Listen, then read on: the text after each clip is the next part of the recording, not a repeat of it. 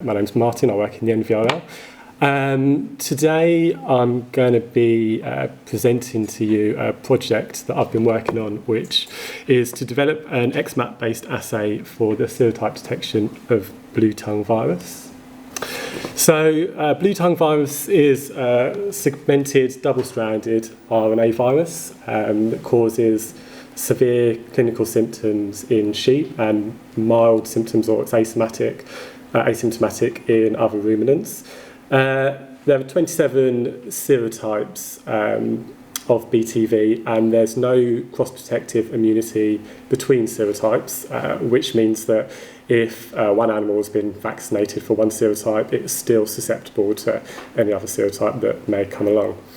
The VP2 protein is the virus protein to which serotype-specific neutralizing antibodies are raised, and that protein is encoded on the segment 2 of the virus, and sequencing studies have shown that this segment is the most variable within the genome. So currently within the NVRL, we perform BTV serotype identification using a single-plex real-time PCR, and we have 27 primer pairs that have been previously published and validated, which target that segment 2 of the viral genome. However, the real-time PCR that we do is a single-plex real-time PCR, and it may be the case that when we receive a sample in for testing, we wouldn't necessarily have a strong idea of which serotype it is, which serotype we're looking for. So it may be that we need to perform 27 different reactions on that sample before we can fully serotype it. This would be fairly expensive to do, and it is also fairly time-consuming as well. And that time would delay the onset of or the implementation of a control policy, such as a vaccination in the field. So this is where we thought the xMAP technology may be useful. So this is multiplex technology that allows for the simultaneous detection of multiple analytes. Because of that, we thought it may be useful in speeding up and making the detection of BTV serotypes more cost-effective, more efficient. And the technology relies on a combination of PCR, colour-coded bead sets, and flow cytometry style methodology. At the heart of the technology is the xMAP beads. These beads are pretty small, they're 5 to 6 microns in diameter, made from polystyrene, and they have a magnetic centre which aids in the cleaning steps, or washing steps, within the protocol. Each bead is impregnated with 2 fluorescent dyes, and each bead set has a unique ratio of the dye. So the unique ratio gives each bead its own signature, and you can have up to 500 different bead sets. So the more bead sets you have, the more targets you can multiplex, and there are up to 500 bead sets available. So if you're feeling particularly confident, you could try and multiplex with 500 different analytes. We didn't go for that. Each bead is coated with a carboxyl group, and this is important because that allows us to conjugate nucleic acid probe to the bead, and that is able to capture in the assay the nucleic acid target. So a quick cost of comparison between the single-plex real-time PCR that we use for serotyping and the xMAP assay that we developed. Because the xMAP is a multiplex, we can use a fraction of the reagents that we would need to use in the real time, and this has a big effect on the cost. So if we were looking to fully serotype 10 samples with the real-time PCR, we'd need to do 270 reactions, so that's 10 samples times 27 serotypes, and that works out at a cost of around £730.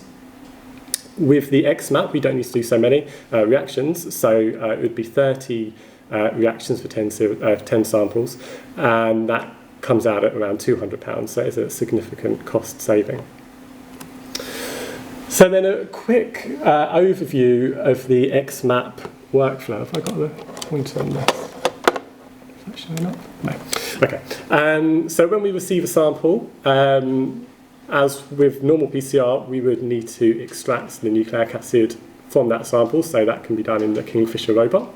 That leaves us with, in the case of BTV, double-stranded RNA, which we would then denature. And then this denatured RNA is PCR'd, so we get the cDNA synthesis, we amplify our target if it's present. That's done in a multiplex reaction. In our case, we multiplexed 9 primers simultaneously. And during that process, we also biotinylate the amplicon as well. Then the biotinylated amplicon is hybridized with the color-coded bead via the capture probe that we had previously conjugated to the bead. If the amplicon, the biotinylated amplicon, is present in the sample, then that receives an additional label. And this complex, consisting of the color-coded bead, the capture probe, the amplicon and the biotin, is then detected in the xMAP instrument, which, like I mentioned earlier, is a stripped-down flow cytometer. And if the signal from the biotin is present, then the detectors will identify the colour of the bead, and that will inform us which serotype was present in the original sample. So in one run, we could fully serotype around 30 samples, and that would take about 4.5 hours to do. So we spent quite a lot of time optimising the assay.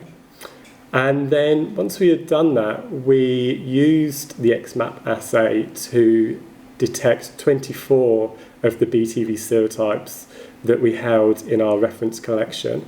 And again, this was done as a multiplex of up to 9 serotypes simultaneously.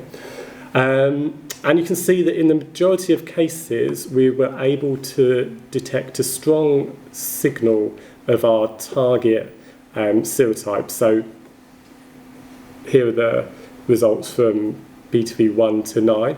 Majority has shown a strong signal, 10 to 18, and then 19 to 24. And there are a few cases where the signal wasn't quite so strong, or we were getting an unacceptable amount of background. You can see 14 and especially 16 didn't look great, and BTV2 wasn't too brilliant either. But we are confident that with some more optimization, specifically aiming at these serotypes, we'll be able to improve this a lot more. And because at some point we'd like to use this assay within the ref lab, we were keen to get an insight into the reproducibility and the repeatability of the data that we see. We looked at the intra and interplate variations. So this graph on the top left-hand side shows the intraplate variation, and the coefficient of variation is listed down the bottom for 4 serotypes that we tested in triplicate. That coefficient of variation was acceptable to us. It was less than 10%, which we were happy to see. On the interplate variation, as you would expect, it was a little bit higher because these were 3 assays done on different days, but it was still below 20%, which again we were quite satisfied with.